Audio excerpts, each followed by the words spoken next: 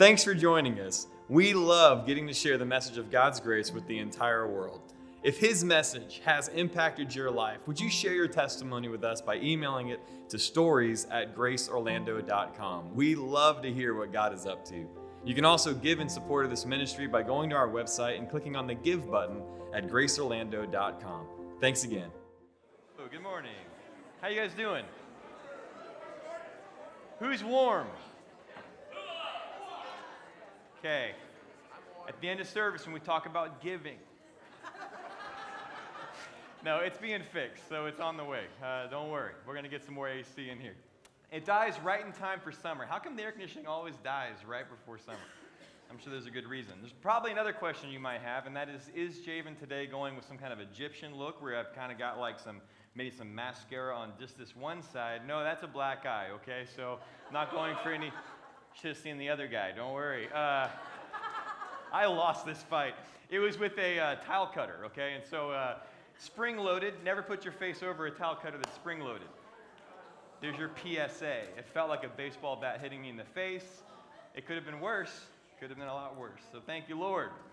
Today, we are going to talk not about my black eye. We're going to talk about offense. Maybe it feels like a black eye to you. Maybe offense does. First of all, by the way, I want to say thanks to Rick. Rick last week and Judy, they were here. Rick did a great job, didn't he? That was an awesome message. I love that tie-in to the GMO. I mean, that was a great picture to me. I loved it. Also, I want to give one more shout out. That's to Jordan Klima. Can you wave back there? Jordan's with us today. He just graduated from Bible school, so he's going to start teaching me stuff soon. I'm excited. It's great to have him back on the keys. That was awesome this morning. But no, Rick did a great job. It's been awesome. And now we want to talk about being offended. Let's talk about it. Part one, I'm even calling help. I'm offended. Maybe you don't know. Okay. I'm offended. She's turning off the special smoke. Let's just make it as awkward as possible. Gabby Niquette, ladies and gentlemen. All right, back to being offended. All right, so we're going to talk about this. One of my favorite TV shows is a show called Futurama, okay? That might offend you. But I like this show, okay? And on the show, the most offensive character is Bender. He's a robot. He bends stuff. And he offends people. And I love this moment where he looks at somebody and goes, hey, I find that offensive, okay? So the offended guy calling somebody else offensive. It was great. And it really demonstrates perfectly this culture that you and I are living in today. We are living in, and I can tell you right now, if you're a young person, it hasn't always been like this, okay? It's not been this way where everything's offensive, everybody's offended about something, and we're living in just a very offensive, offended-driven world. Listen, we are offended by chicken sandwiches. We are offended by cups that don't have the right logo or something on it. We're offended by big fish tanks. We are offended by, maybe something I've even said so far has offended you, like we are offended by everything. And there's a reason why, and it's actually very simple, and that's because every single one of you in this room has an opinion. And opinions mean that you know something, okay? You've gotten some kind of knowledge, and so we've got this knowledge that we stand on, and when that knowledge is then challenged, right or wrong or indifferent, we feel offended. Let me tell you something about offense. We learn it young. It starts very, very young. Parents of kids, you have had that moment. Every one of us have had that wonderful moment where you're standing in front of somebody and your child says something that you feel is a reflection upon you. You know, you're like, no, wait, we're not really like that, you know? And let me give you an example. I came home from working out one day, and if I've told you this story, forgive me, it's just too good. I came home from working out, and I go to the refrigerator, I open it up, and Asher comes walking over. He has no shirt on. He's covered in mac and cheese because that's what you do as a kid. You eat with, like, your whole body. And so he's covered in it, and he's got a little pot belly, you know, and he walks over, and he slaps his belly, and he goes, hey, Dad. He goes, I'm getting strong, too, you know. I was like, no, son, that's not what we're trying to do here. And then he goes, Granddad, someday I'm going to be as strong as Granddad. I'm like, do not tell Granddad this, you know. Strength doesn't come from your belly. That's not what we're working on. Kids are offensive. So here's the deal. As a believer, How are we going to handle offense? How do we navigate this offensive, offended world? How do we do this? And on a serious note, look, if the way that you handle offense, if the way that when somebody hurts you, when something happens, and look, this happens every single day, if the way that you react and the way that you respond looks like the world, I got really good news for you. There's such amazing way. There is an amazing difference in the way God does things and the way that we do things, okay? So let me show you that. But first, let me tell you a quick story. As a teenager, I kind of swung between two different extremes, okay? Maybe you were like that as well. Teenage years are crazy, okay? And in ninth grade, I went from a teenager that was... oh man, I really cared what everybody thought, okay? I brushed my hair perfect. There was nothing that I could find wrong with my appearance, okay? I had really worked hard at it, okay? And I tried to please people. I wanted everyone to like me. And I found out that's impossible. Have you found that out? It is absolutely impossible. And so in ninth grade, going into 10th grade, I gave all that up. And in 10th grade, I let the pendulum go to the other side, which said, I don't care what anybody thinks about me. I don't care if you don't like me. And what I thought was freedom, because it felt like freedom at first, was just another extreme. It was just another extreme of the other. And so it gave me this false sense that I was free. Look, let me put this in a context of our current world, okay? We kind of oscillate between two poles. We have on the one side political correctness, which says that every single offense matters. Everything you say could matter, okay? And then on the other side, we've got this idea that you can just say and do whatever you want, like it's a free country, like who cares, you know? So, okay, hold on a minute. These are two extremes, okay? On the one hand, we've got the idea that every offense matters, and on the other side, we have this extreme that says no offense matters, like do whatever you want. Now, look, we know that there's ego and things behind this, but what I'm trying to demonstrate to you today is we're not looking for some kind of middle ground, okay? That's what humans do.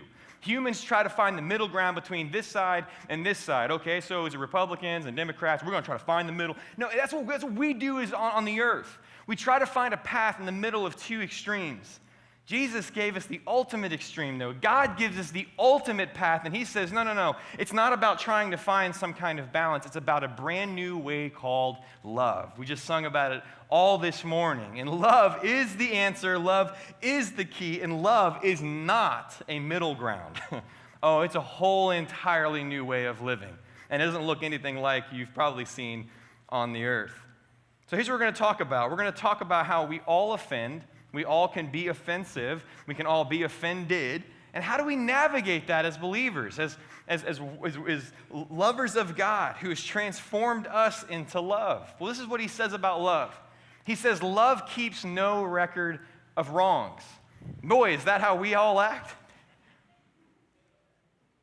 Not one person? No? Okay, yeah, no, we keep track of every wrong, right? Someone does something wrong, we remember. We have a real hard time forgetting. And see, right off the bat, we're already seeing the way God does things, the way God loves is nothing like us. Because he says love keeps no record of wrongs. Look at what Jesus said. John 13:35, he goes, hey, you want to know how people are going to know who you are? It's not going to be by your shirt. No, by this, all men will know that you are my disciples, if you have love for one another. Man, forget loving the world, you know? Forget loving the neighbor across the street. Jesus is like, can I just get my disciples to love each other? That would be fantastic. Now, rumor is they were probably around teenage years, so, you know, hey, we all got along as best we could. You know, and so here he is trying to keep this youth group together as he travels around. And he's saying, look, guys, y'all are worried about like, hey, man, do we need to pray for the sick? Do we need to He goes, can y'all just love each other? The world will even know how crazy different you are just based on loving each other.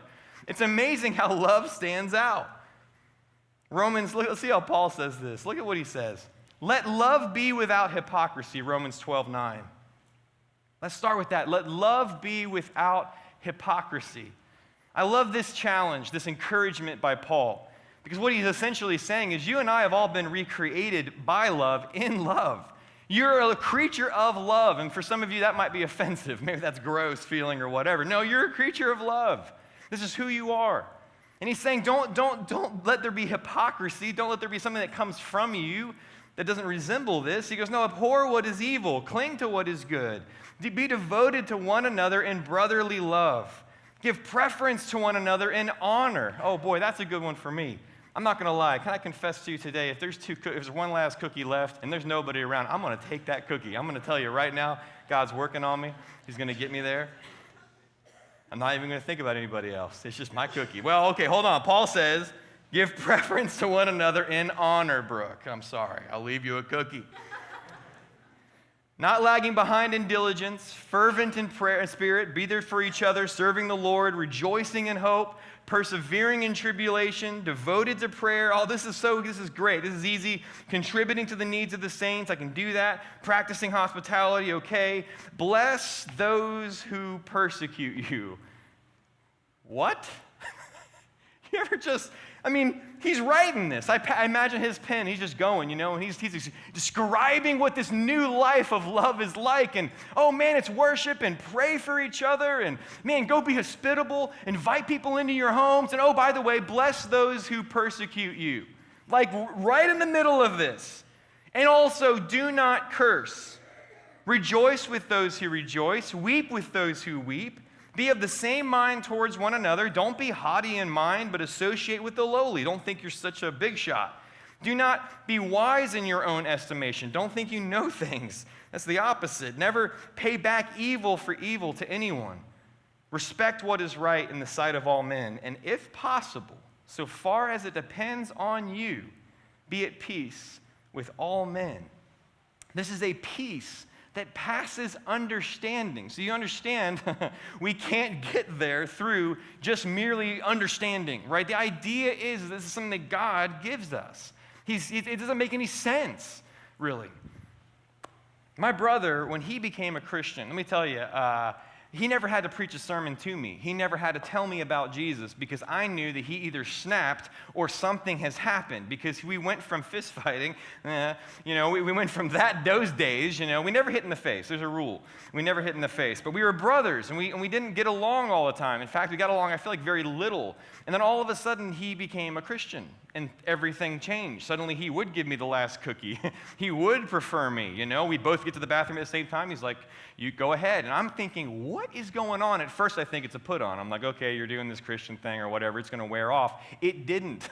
He just truly was loving and giving. And it was so impactful. A friend of mine was standing there one day and he saw it and he goes, I got to tell you something about you Christians. He goes, this is weird. It's just totally different. He goes, you guys are just in your own lane, And that's what it's supposed to look like, right? Is the love that we give resembles this thing that Jesus said, that he is love, that John said about Jesus. God is the only objective truth to which we surrender our subjective thoughts to. Now, I want to use two words that are often very confusing, okay? People get these words confused. I'm one of them. Objective, subjective. Okay, let's make it simple. Objective means nothing is acting upon it, okay? So this is truth independent of subjective thought. Subjective thought would be like me and you, our opinions, what we often think about based upon our upbringing and religious beliefs, and all of those things form our subjective viewpoints. But here is what Jesus said. He goes in John 14:6, I am the way, the truth, and the life. What he's not saying is I'm some subjective opinion. No, he's saying I am the objective reality. I am exactly how things actually are. You can't imagine God as a person. Jesus said you're looking at him. Like, this is what he looks like. This is what he does. This is what he thinks. This is what he gives. Everything that Jesus did was objective truth. In other words, you can argue with Jesus. You can believe he didn't exist. You can do whatever you want. And Jesus still exists and loves you. Like, that's God, objective truth. So to understand offense, we have to understand where offense is born. Where are we getting offended? Well, we're offended when our subjective truths, when the things that we believe to be true, become challenged. Somebody's like, for example, I believe the passing lane on I-4 is for passing. Some of you do not, okay? Some of you believe I'm the problem, okay? And I try to be nice. That's my subjective viewpoint based on an objective law. But anyway, that's for another day. I'm going to start getting way off track. Let's get back over in spirit. Okay. All right. So let's talk about how objective truth is love. Now look, I'm going to show this to you in the law versus grace. Okay, you're going to see why, as a believer, it's impossible to be under the law because we have no ability to be objective with it. Okay, so you're going to see why God didn't do it this way. But you can also take this and apply it to any of your own offenses in your life, and you'll find that this will be true as well. All right, the law caused sin to do what? To rise. If the offense to rise. Okay, so the law, objective truth, right, came into play, and then what we did with the law was we implored our subjective understanding of it. Okay, let me give you an example. By the time Jesus came, people said, "Oh no, I've never murdered anybody." And Jesus said, okay, that objective truth of do not murder, you have received that as I've not personally put anybody into the ground. Jesus is saying, well, unfortunately, objective truth says that even if you hate somebody with a little bit of malice in your heart, like you're angry at them, that is the same thing.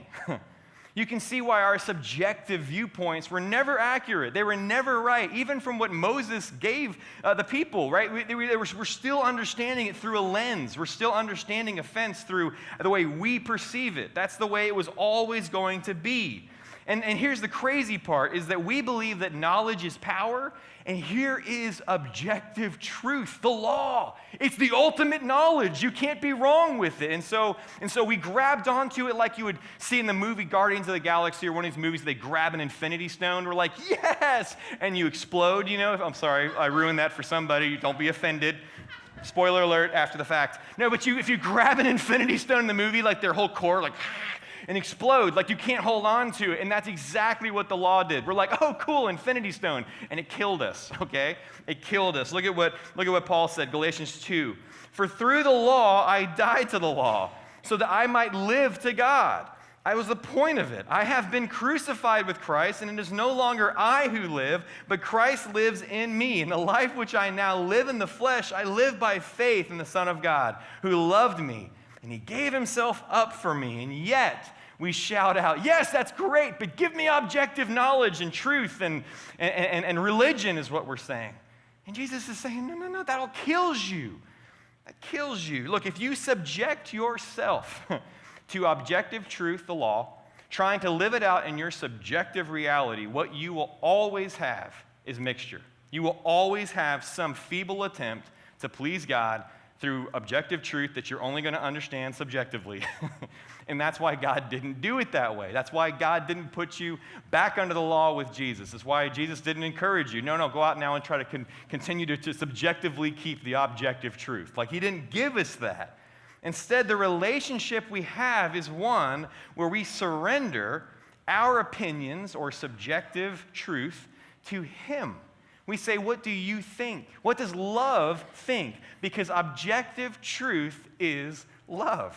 This is the mind-blowing part about all of this knowledge and stuff that we think we gain, is objective truth. John said, you want to know what all of the knowledge accumulated, it's love. It's love.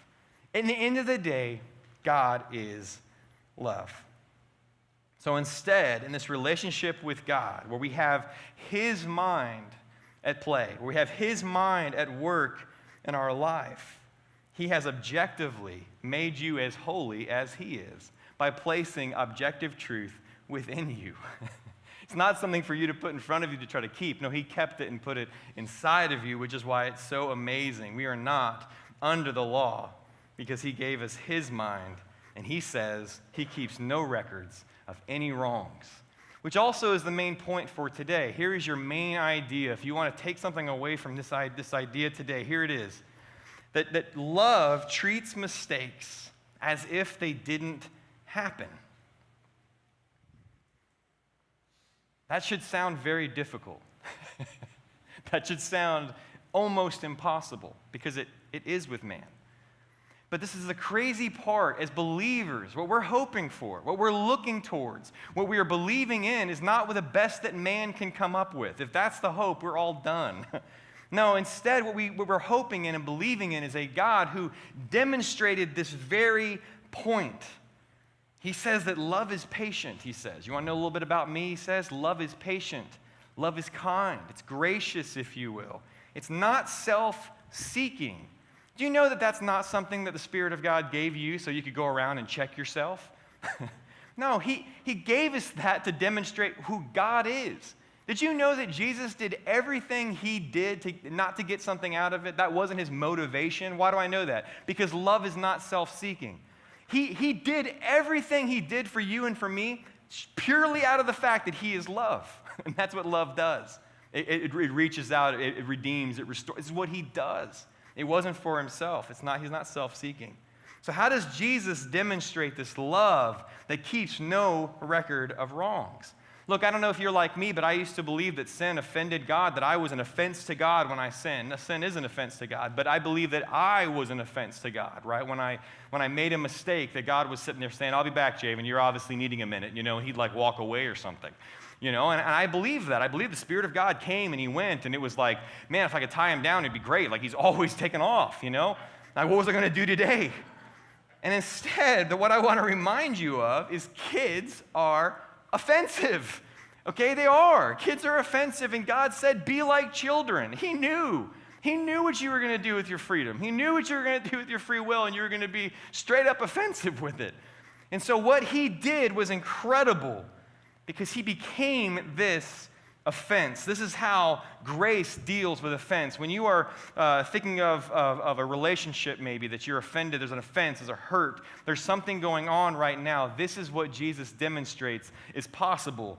Hebrews 12:2, he says this, fix your eyes on Jesus, the author and perfecter of faith, who for the joy set before him endured the cross, despising the shame, and has sat down at the right hand of the throne of God. Grace takes offense into account. Do you know that before Jesus ever stepped out of heaven, the Bible says that he considered your and I's offense? And it says that he actually counted this as joy. Now let me ask you, and I've heard a lot of different people have subjective opinions on this, okay? Here's mine. As we believe, okay, was this joy set before him? Was it all of heaven? Was he standing in heaven and just seeing the joy? I've heard people say that. Was the joy maybe at the thought of getting something in return? Well, no, we've already covered that. Could the joy set before him purely have just been an opportunity to demonstrate his character to the people he created, the people he loved, where he could demonstrate what love really, really looked like, and as well as that, redeem them, bring them back to life, and crush the enemy all in one fell swoop? That sounds pretty fun, okay? And Jesus signed on for that and said, yes, for the joy set before him, he considered that not the offense. Not what you and I had done. He wasn't sitting there going, yeah, but have you thought about what they've done? No, he's just the joy of that. I could do this for them, and I could demonstrate love to them. This is how you and I are as well. He made nothing of the shame. Boy, when I'm offended, that's difficult, isn't it? Because all I'm thinking about is what has been done to me. I can't believe this. Jesus says, even the cross itself, he looked at it and said, yeah, I don't care about this cross. I don't care. I despise the shame. That word despise means to make nothing of it. He made nothing of any of this. It was more important to love you and me, to get to the ones who were so offensive, he wanted to run to us. That's what he did. So what did Jesus do at the peak of human offense? But he drew on love for you and me. Romans 8:6, Paul says it this way. He says, look, the mind set on the flesh is death, but the mind set on the Spirit is life and peace. I want to believe in the moment where Jesus was going through the most excruciating pain on the earth, he was actually experiencing peace because his mind was on the plan. His mind was on the Spirit, on what God was up to, what God was doing. Look, in any moment in your life, in any moment where you are offended, maybe you saw something on TV that offended you, maybe somebody in your life hurt you, maybe you are the one doing the offending, maybe you're offending people and you kind of feel weird about it, like maybe you shouldn't be so offensive. Whatever all of those moments are, here is the key. It's to turn your attention off of man's ways of fixing things, on man's ideas, and focusing on the Spirit. Spirit, help me. Reveal joy to me. I need joy in this moment. So here's two things as we kind of wrap this up I'm going to give you. For the offended, here's what you can do.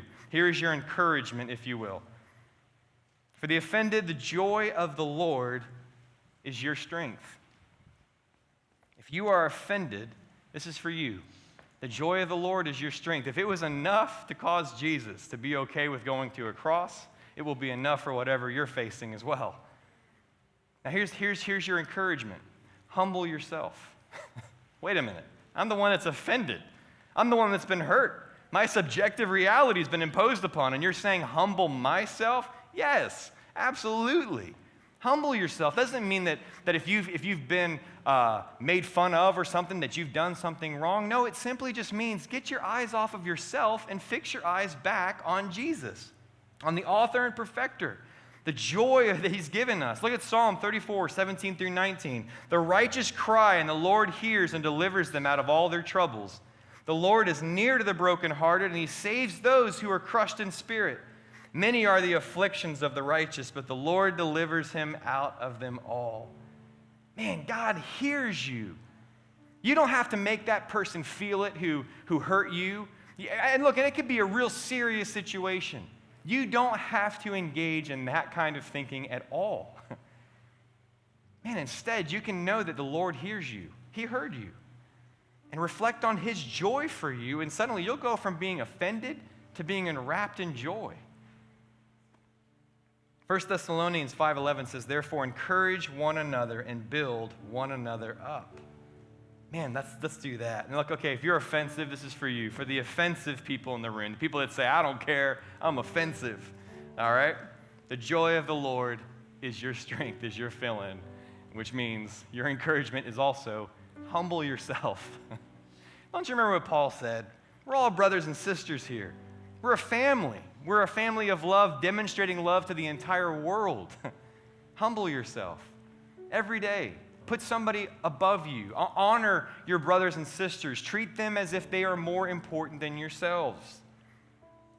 Ephesians 4:29 says, let no corrupting talk come out of your mouths, but only such as good for building up, as fits the occasion, that it might give grace to those who hear. That it may give grace to those who hear.